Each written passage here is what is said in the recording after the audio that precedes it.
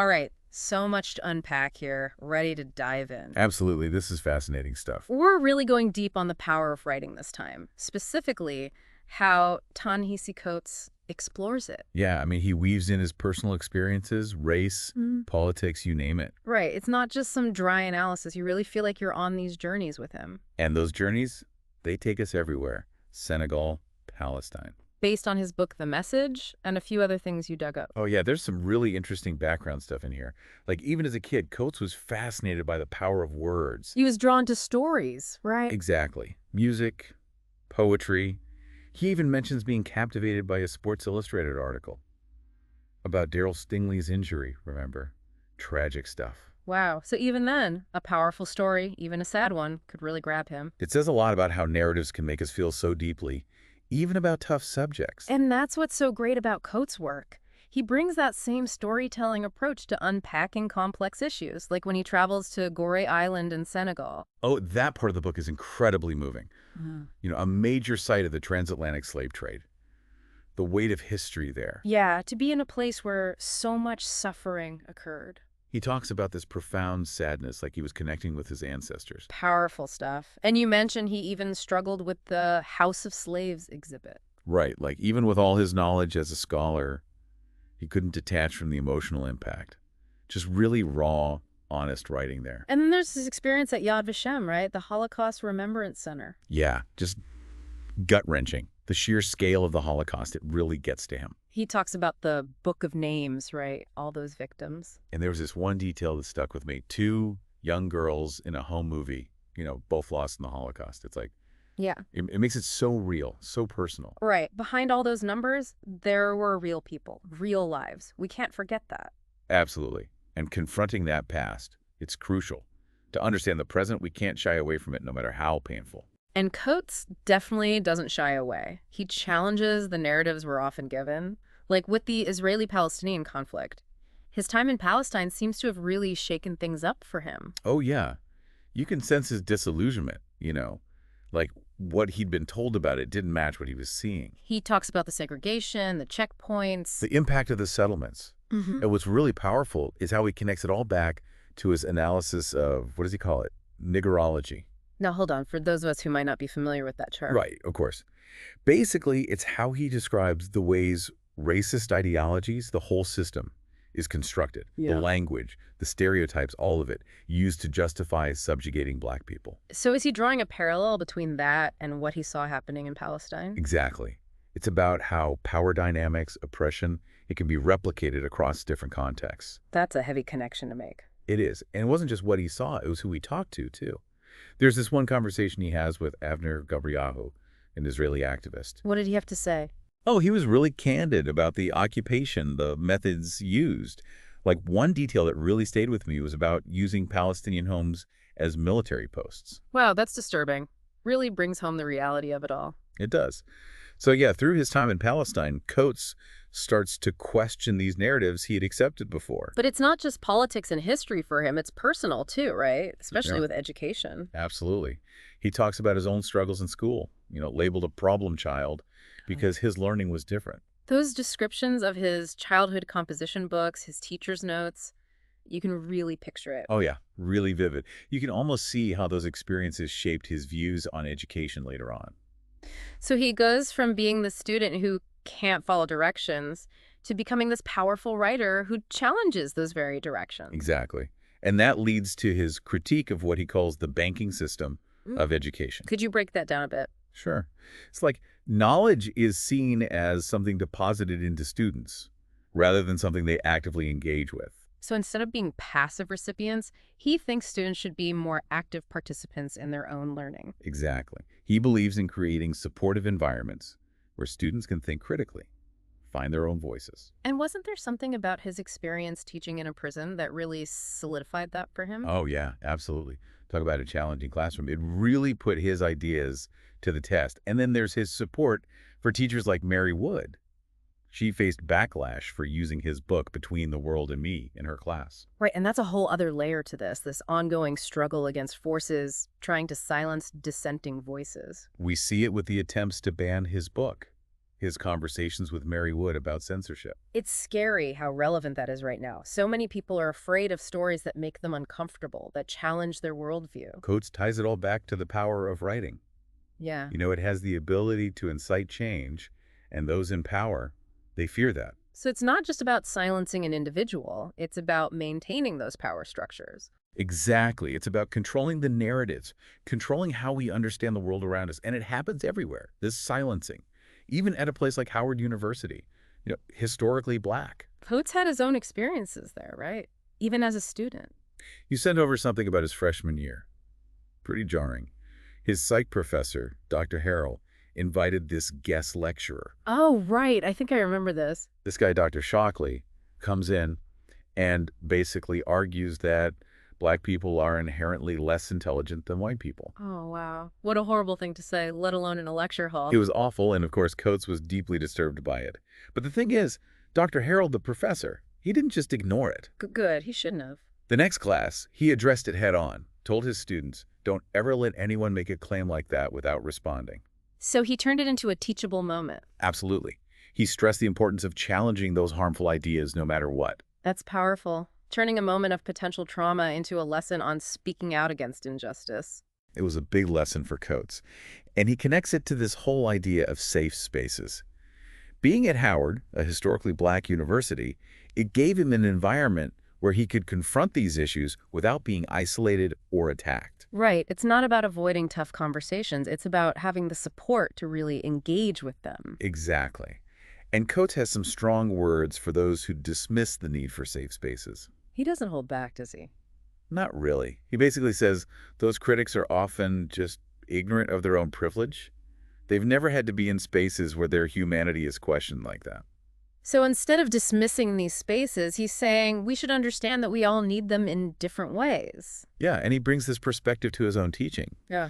Creating those supportive environments where students can grapple with tough material without feeling silenced. And he acknowledges that everyone comes to the table differently. Some have experienced trauma, others have been marginalized. All of that shapes how we engage with the world, with what we're learning. Which is why I think he's so good at weaving these personal experiences into his writing. He takes us on these journeys, like to Senegal, where he's wrestling with the legacy of the slave trade. Or to Palestine, where he's up against the realities of the conflict there. Right. And he connects these seemingly disparate experiences in such an interesting way. Like when he draws those parallels between the justifications for Zionism and the justifications for white supremacy. Oh, right. He uses his analysis of Negrology to show those connections. It's like he's saying the same language of dehumanization has been used throughout history. Exactly. And it's not just about recognizing those patterns. It's about challenging the dominant narratives, the ones that keep those patterns going. And Coates is really deliberate with his language. Meaning? Well, he often avoids jargon, uses vivid imagery, tells stories to make these complex ideas really accessible. Oh, I see. So can you give an example of that, like from his writing about Palestine? Sure. When he's describing the segregation there, he doesn't just talk about it abstractly. He talks about the checkpoints, the walls, even the different colored license plates separating the roads. Yeah. And he points out how Israel controls access to water.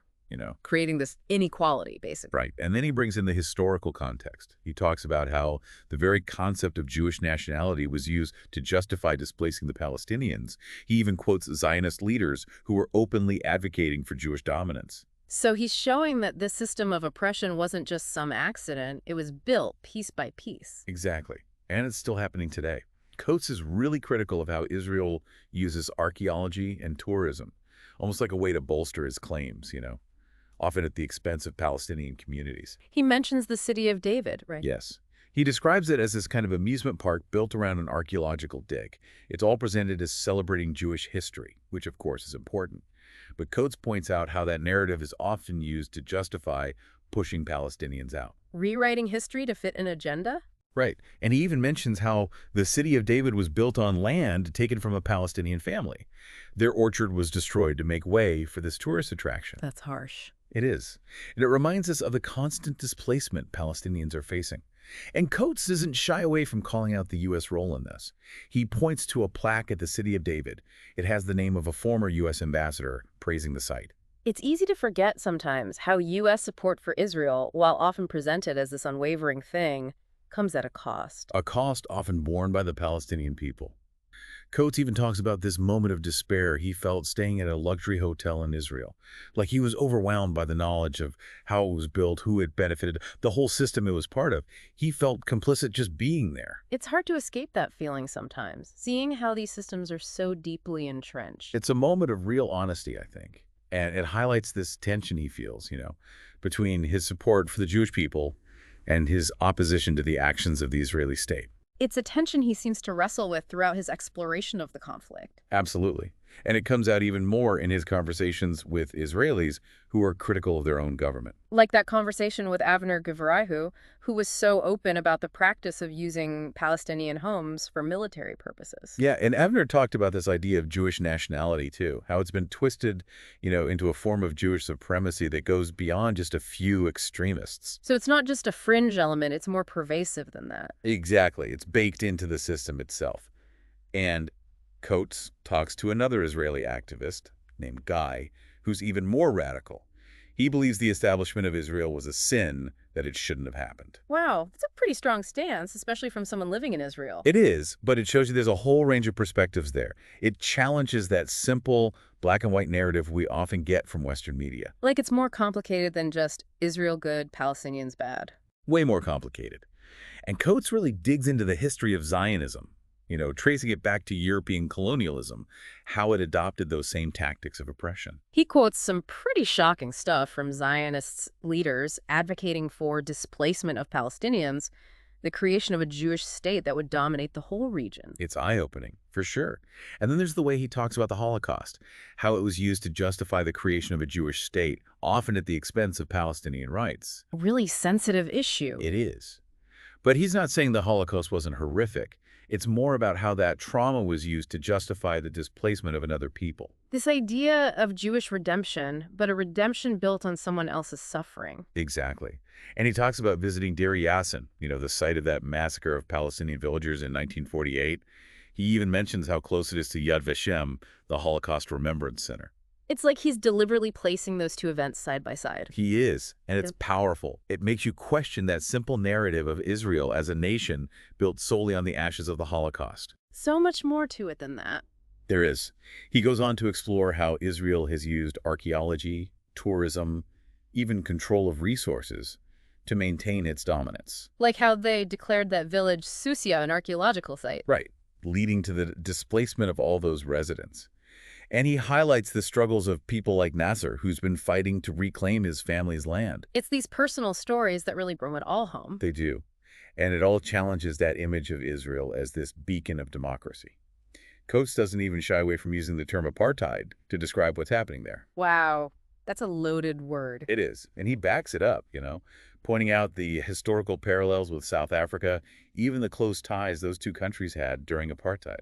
So he's drawing a direct line between two systems of racial segregation. He is, and he doesn't let the U.S. off the hook either. Talks about how U.S. support for Israel often enables those policies, at the expense of Palestinians. So he's saying the U.S. is complicit in this system of oppression. Heavy stuff. It is.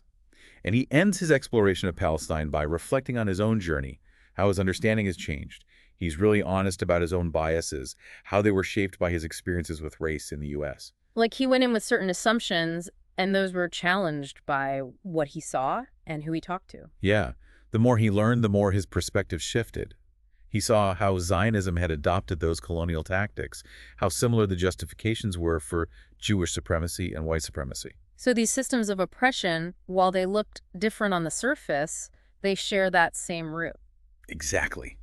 And he started to question that whole narrative of Jewish redemption, seeing how it came at the cost of so much Palestinian suffering. Powerful realization. It is, and it really shows Coates' strength as a writer, using his personal experience, weaving in the history, to challenge these dominant narratives and confront those uncomfortable truths. It makes us confront them, too, as readers. It does.